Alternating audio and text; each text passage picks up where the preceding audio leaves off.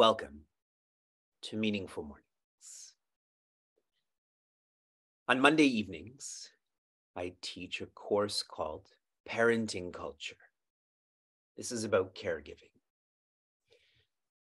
One of the hardest experiences one can go through in life is to be a parent.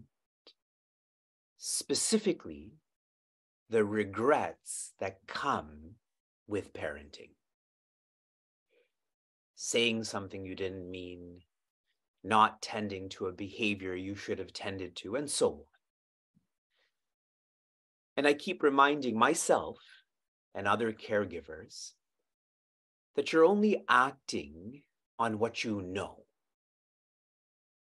And as you know more, then you can act in a more robust way to help let go of these regrets.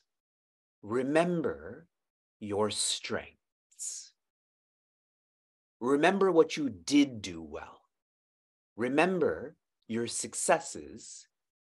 It helps you to be more present in the present, more hopeful in the future. I share this with all of you because we were having a tough time raising funds for Turkey, but last night we completed raising $25,766. And I share this because as we remember our strengths, it should be obvious that our community would have done this.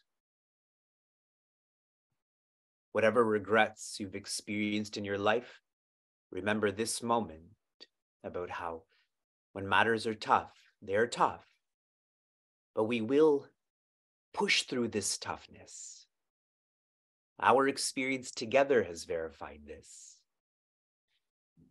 In our silent Sangha last night, I described the ego as Maya, which means the ego is impossible.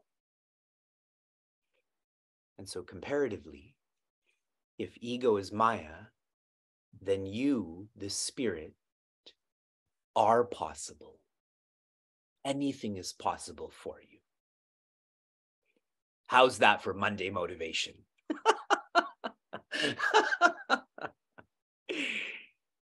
In verse 33 of chapter 11, Shri Krishna encourages Prince Arjuna to experience yasha.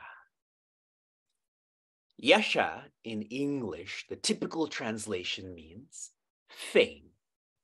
Prince Arjuna, be famous. In Srimad Bhagavatam, there's an incredible insight where Shri Krishna shares with Rishi Uddhava, who's like the Prince Arjuna of Srimad Bhagavatam, that greater than me is my bhakta. Greater than divinity is the devotee. And he gives an example that divinity is like a sandalwood tree, and a devotee of bhaktas like the breeze. The fragrance of that tree becomes more effective when there's a breeze. And a further elaboration of this is Shri Krishna describes his devotee as one who nourishes Shri Krishna, as one who makes Shri Krishna famous. And so if I've lost you, what I'm trying to share here is real yasha, real fame is when you go about promoting Shri Krishna. You go about praising the trust triangle. This is not worldly fame. One comes to be revered. We all want to become the Prince Arjuna of chapter 18. And the methodology to do all of this? Nimitta, instrumentship. Be Shri Krishna's instrument. Be the breeze of the tree that is Shri Krishna.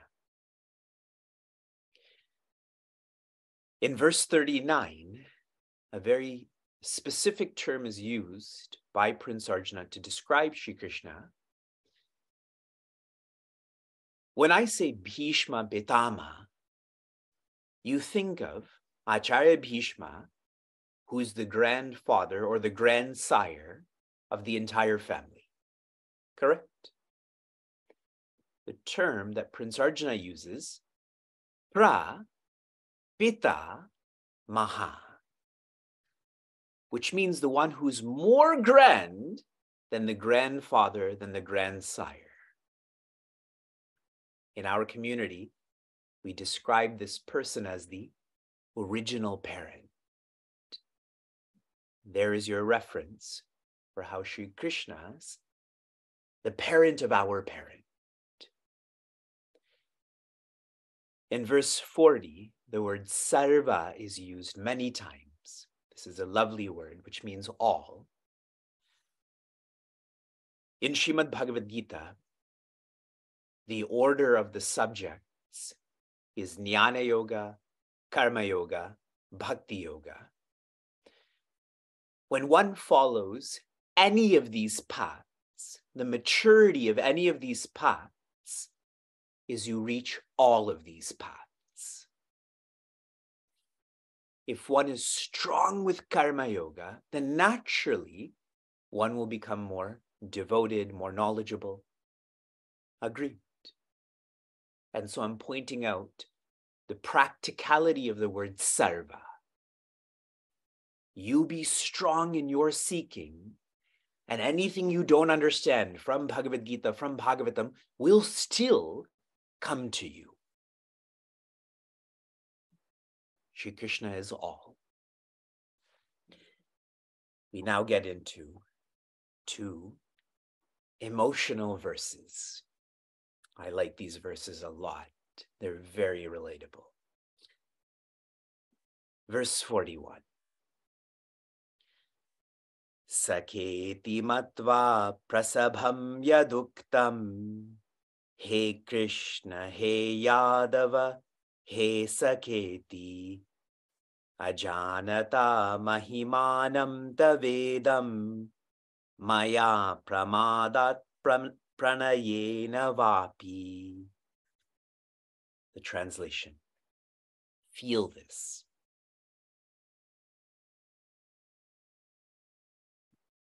Whatever I have rashly said from carelessness or love, addressing you as, O Krishna, O Yadava, O friend, and regarding you merely as a friend, unknowing of this greatness of yours. Isn't this our relationship with Sri Krishna too? We hardly know Sri Krishna, and so we treat Sri Krishna casually.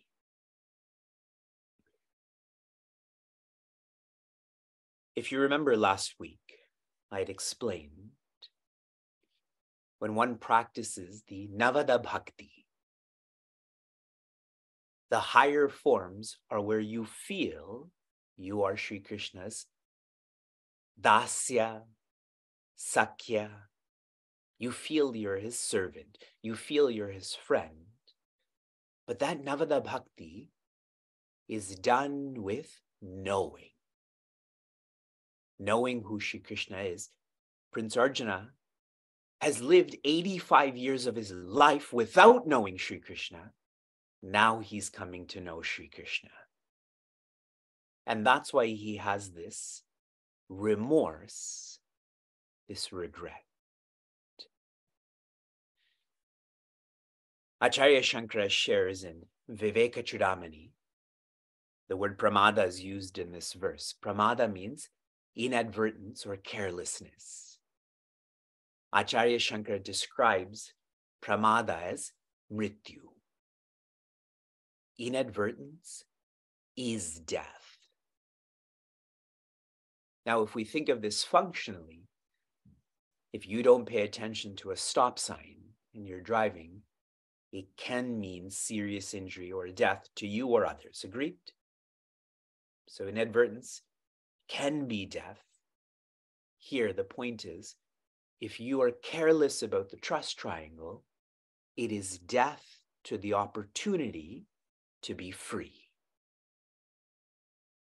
And that's how Prince Arjuna was, which is why he feels like, what have I done? I've not used this opportunity. I'd shared with all of you, his shock is a shock that is beneficial to him. What happens in the next chapter? Bhakti Yoga. He just wants to know, how can I love you more? How can I be you more? Emotional verse. Next one.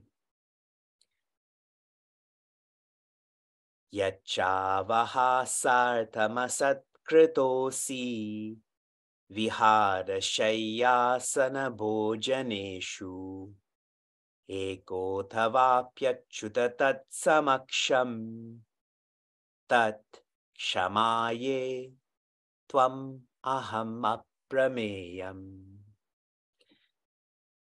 In English, in whatever way I may have insulted you for the sake of fun, while at play, reposing or sitting, or at meals, when alone with you, O Achyuta, or in company, that, O immeasurable one, I implore you to forgive.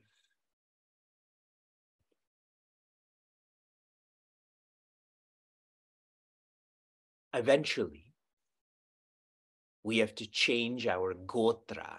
Gotra means our lineage. For Vivek, I have to change my gotra from Vijay and Madhu, change my gotra from whatever rishi to my gotra being Achyuta.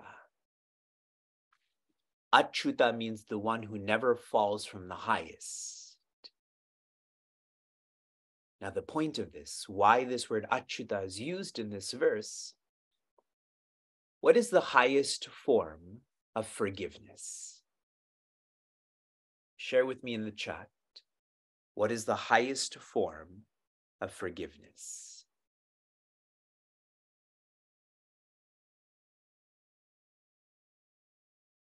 To not take offense in the first place. Sri Krishna was never offended by Prince Arjuna's carelessness.